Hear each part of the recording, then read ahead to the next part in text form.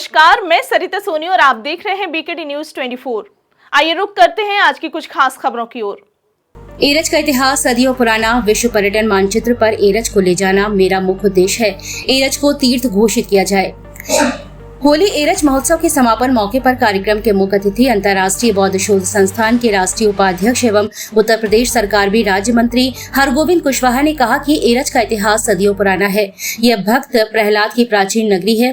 पिछले 5 वर्षों से ये कार्यक्रम भव्य और दिव्य रूप लेता दिखाई दे रहा है। इस प्राचीन नगरी के इतिहास को एवं होली एरज महोत्सव को विश्व के पर्यटन मानचित्र पर ले जाना मेरा प्रमुख उद्देश्य है। उन्होंने इस कार्यक्रम के लिए भक्त प्रहलाद जन कल्याण संस्थान समिति एवं क्षेत्रीय विधायक जवाहरलाल राजपूत की जमकर तारीफ करते हुए कहा कि एरज को तीर्थ घोषित किया जाना चाहिए। बुंदेली कलाकारों में अखिलेश अलख एवं रघुवीर यादव ने आकर्षक बुंदेली फागू को प्रस्तुत किया। बुंदेली राई नृत्य पर श्रोता मंत्रमुग्ध दिखाई दिए।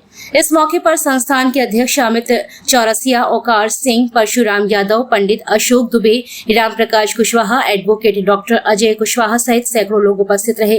कार्यक्रम का उद्घाटन उत्तर प्रदेश सरकार के राज्य मंत्री एवं कार्यक्रम के मुख्य अतिथि हरगोविंद कुशवाहा, गरौठा विधायक पुत्र राहुल राजपूत ने दीप प्रज्वलित कर किया। एरज से अक्षय शुक्ला की रिपोर्ट।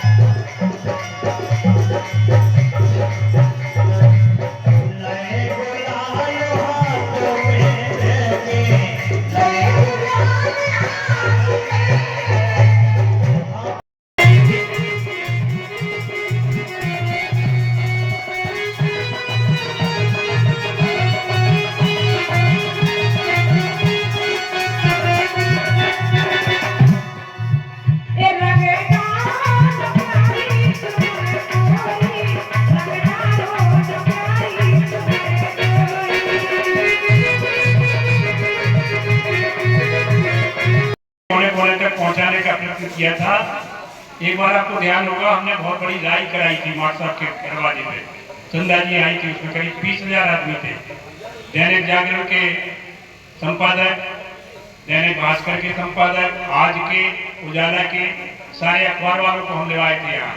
लगातार 8-10 साल ईटीवी, जीटीवी, दूरदर्शन जब टीवी चला था, वहाँ डिकोडी भी ले गए थे, प्रहलाद दौड़ ले गए थे, किले में भी मीटिंग कराई थी, तमाम कार्यक्रम कराए। लेकिन प्रसन्नता की बात यह है, जैसा मैं पत्रकारों से भी बात कर रहा था, कि जवाहर राजपूत जो आपके विधायक हैं, उन्होंने जब विधान सभा में भाषण दिया तो उन्होंने हमको फोन किया वहां से कि भाई साहब इस प्रकार की बात है और आज हम विधानसभा में बोलने वाले हैं एयरएच के लिए। तो मैंने उन्हें कुछ 4-6 लाइनें जब लिख के दी तो उन्होंने बोला उसको, ये सन 2021-22 की बात है, तो उसी समय योगी जी ने एयरएच के लिए 5 लाख रुपए स्वीकृत किया और एयरएच महोत्सव सरकार ने अपने हाथ में लिया। तो 2-3 साल तो वो लगातार 5 लाख रुपए मिला, अब 10 लाख रुपए मिलने लगा है। अभी जवाहर राजपूत जी और हम लोग इस मामले में लगे हैं कि एयरएच को विश्व के पर्यटन स्तर पर लाया जाए और ये तीर्थ स्थान घोषित हो, जो दुनिया का पहला नगर हो। रामचरितमानस में जब भाई रामायण पढ़ने वाले हमारे बुजुर्ग बैठे हैं सब, आप बताओ श्रीमद् भागवत के 7वें स्कंद के 37वें अध्याय में सनक, सनंदन, सनातन, सनत कुमार विष्णु के दरबार में जब जा रहे थे तो विष्णु के दरबार में जय और विजय ने रोका, तो उन्होंने श्राप किया कि तुम पहले जन्म में राक्षस हो गए, दूसरे जन्म में और तीसरे में, तो पहले जन्म में वो हिरण्यकश्यप हुए, हिरण्याक्ष हुए। रामचरितमानस में चौपाई आती है, द्वारपाल हरि के प्रिय दो, जय और विजय जाने सबको, विप्र श्राप ते दोनों भाई, तामस असुर देत पाई। कनक कश्यप माने इसका सोने जैसा शरीर था उसका, हिरण्य कश्यप, हिरण्य कहते सोने को, कश्यप वाला शरीर। कनक कश्यप अरुहाटक लोचन और सोने विरोध प्रभु पद मद मोचन, धर बराहे बपु एक ने पाता, एक ने बाराहे का रूप धर के मारा, क्योंकि पृथ्वी को समुद्र में ले गया था। वो हिरण्याक्ष हिरण्यकश्यप से बड़ा था। होए नरसिंह पुन दूसर मारा, जन प्रहलाद सोयस विस्तारा। अगर रामायण को ढंग से पढ़ोगे तो एयरएच की झलक उसमें आ जाएगी। और तो और एक बात और सुना दे तुम्हें, अरे जब मोनिया कर तो दिवाई गाउट में पड़ेगी एयरएच की बात, तो तुमने सुनी हो चाहे नहीं सुनी हो, सुना देते लाइन। प्रहलाद का लड़का था बैरोचन, हिरण्यकश्यप का नाती बैरोचन। जब बैरोचन मरा तो बैरोचन की पत्नी सती होने लगी, उस समय सती प्रथा थी। तो बैरोचन की पत्नी से किसी ने कहा कि तुम सती काहे को हो रही, तुम्हारे पुत्र के सामने तो तीनों लोगों का मालिक है जो ब्रह्म, वो भिखारी बन के आने वाला है। बैरोचन का लड़का था राजा बलि, बलि का बैरोचन, बैरोचन का प्रहलाद और प्रहलाद के हिरण्यकश्यप। 4-5 पीढ़ी की कथा सुना रहे आपको। तो वो बोले उसकी पत्नी के अच्छा, तभी तो 3 पग धरती मांगी थी, पूरा संसार छीन लिया था विष्णु ने।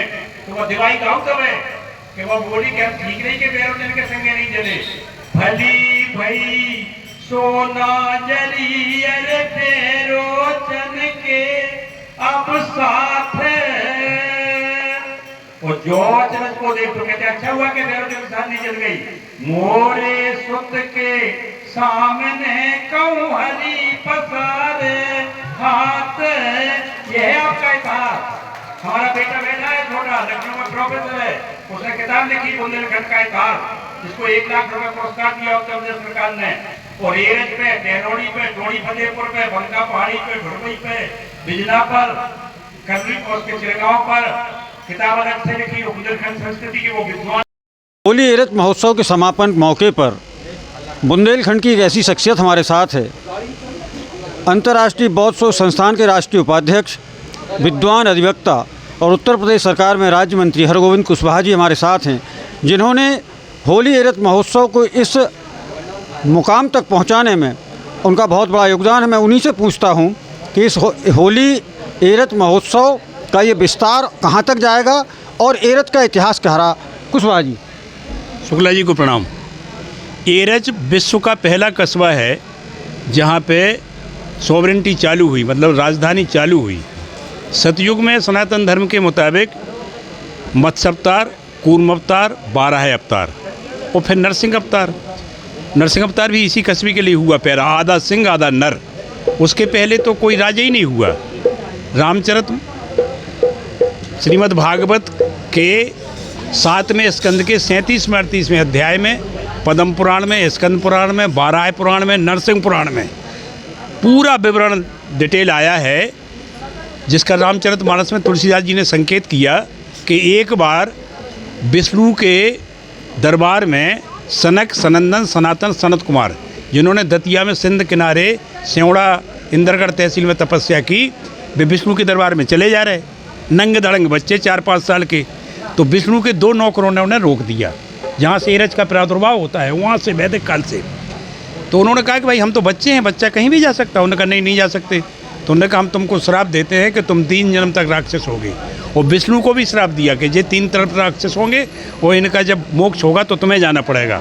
गोस्वामी जी ने वर्णन किया रामचरितमानस में, द्वारपाल हर के प्रिय दोऊ, जय और विजय जाने सब कोऊ, विप्र श्राप्ते दोनों भाई, तामस असुर देह तिन पाई, कनक कश्यप अर्थात जिसका सोने कैसा शरीर हिरण्यकश्यप, और हाटक लोचन सोने जैसी जिसकी आँख हिरण्याक्ष, कनक कश्यप और हाटक लोचन, सुर विरोध प्रभु पद मद मोचन, धर बराह बपू एक ने पाता, एक ने बाराह का रूप धर के मारा, होए नरसिंहपुर दूसर मारा, जन प्रहलाद सुयस विस्तारा। ये रामचरितमानस में आता है, वहाँ से शुरू होता है। ये करोड़ों वर्ष पुराना इतिहास है। आप कल्पना करिए कि हिरण्यकश्यप की बहन होलिका और सिंह का 2 बहनें थीं और 2 भाई थे। होलिका का प्रादुर्भाव इससे प्रहलाद से जुड़ता है और सिंह का के लड़के राहु और केतु हैं। ये इतिहास का है एरज का। इसमें आप देखिए कि बुराई कहाँ से शुरू हुई। जब हिरण्यकश्यप राजा बना तो हिरण्यकश्यप की पत्नी का नाम था कयाधु। कयाधु के गर्भ में जब प्रहलाद आया तो इंद्र को डर लगा कि ये हमारा शासन ले लेगा, ये विष्णु का भक्त होगा। तो वो हिरण्यकश्यप का रूप धर के, पति का रूप धर के पत्नी के पास आकर के उसको छल ले गया और ऊपर पुष्पक विमान में वो उसको मार रहा। नारद जी वहाँ से चले आ रहे थे। नारद जी ने उससे कहा कि जी क्या कर रहे हो, गर्भवती स्त्री के साथ तुम छल कर रहे हो। तो नारद जी ने उसे अपने आश्रम में उतार लिया। वहीं प्रहलाद का जन्म हुआ, वहीं से वो नारायण सीखा। जब हिरण्यकश्यप को पत्थर चला कि लड़का तो ये हमारा विरोधी है, विष्णु ने जिसने हमारे बड़े भाई को बाराह का रूप धर के मारा और ये उसका भजन करता है, तो उसने उसको रोका कि तुम हमको भगवान मानो, हम भगवान हैं। हिरण्यकश्यप ने कहा, तो उसने कहा कि नहीं, भगवान तो भगवान ही है। तो फिर आपके पास एक खमा गांव है, यहाँ खमा बेहतर, मध्य प्रदेश सरकार ने किताब छापी है बेतवा। उसमें लिखा है कि खमा गांव में ही वो खम्मा था जहाँ प्रहलाद को बांधा था उसने। और ईश्वरी ने एक फाग लिखी इसके ऊपर, बहुत बढ़िया भाग भी सुना दो। हाँ, वो फाग लिखी ईश्वरी ने, जग में राम नाम है सच्चा, कोऊ न पावे दच्चा, बरत अगन से बाहर आ गए मंजारी के बच्चा, हिरण्यकुश प्रहलाद के लाने कौन तमाशा रच्चा, कहत ईश्वरी जली होलिका बरे और बच गो प्रहलाद बच्चा। आप ये देखिए कि हिरण्यकश्यप हिरण्याक्ष, दूसरे जन्म में रावण और कुंभकर्ण, तीसरे जन्म में शिशुपाल और